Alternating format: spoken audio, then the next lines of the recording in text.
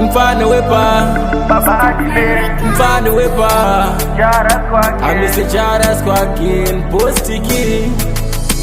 Saka avo vanongoda kusaiti kwavo Rikanditsa nangu rezviri mumoyo mavo vanhu ava Ina vandifarire pandinochema nhamo dzangu havadaire Kono vanhu ava vane jelasi neruvengo vanhu ava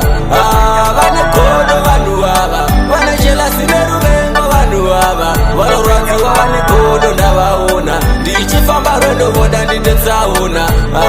Vane kono ndavaona Ndichifamba rwendo voda nditotsaona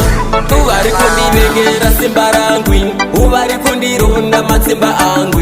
Nhai Jesu Mwari wangu Tarira izvoita vavengi vangu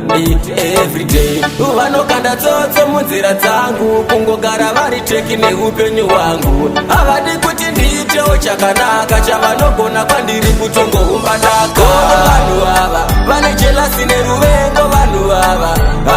Vane kono vanhu ava vane jelasi neruvengo vanhu ava Vanorwadziwa vane kono ndavaona Ndichifamba rwendo voda nditotsaona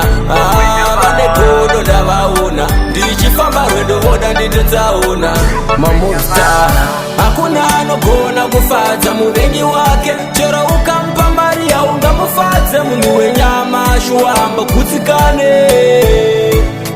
Saka imimi muri vavengi vangu Hamundifarire imimi muri mhandu dzangu Pandinotadza ndipo pamunomanyira Pandinogona semsingambovataura Vane jelasi neruvengo vanhu ava Vane kono vanhu ava Vane jelasi neruvengo vanhu ava Vanorwadziwa vane kono ndavaona Ndichifamba rwendo voda nditotsaona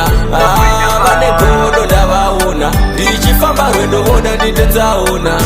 Uvari kundivengera simba rangu Uvari kundironda matsimba angu Nhai Jesu Mwari wangu Tarira izvoita vavengi vangu Everyday Vanokanda tsotso munzira dzangu Kungogara vari teki neupenyu hwangu Havadi kuti ndiitewo chakanaka Chavanogona kwandiri kutongoumbataka Kono vanhu ava vane jelasi neruvengo vanhu ava Vane kono vanhu ava vane jelasi neruvengo vanhu ava Vanorwadziwa vane kono ndavaona Ndichifamba rwendo voda nditotsaona Vane kono ndavaona Ndichifamba rwendo voda nditotsaona Mamonster Hakuna anogona kufadza muvengi wake Chero ukampa mari yaungamufadze munhu wenyama shuwamba kutsikane Saka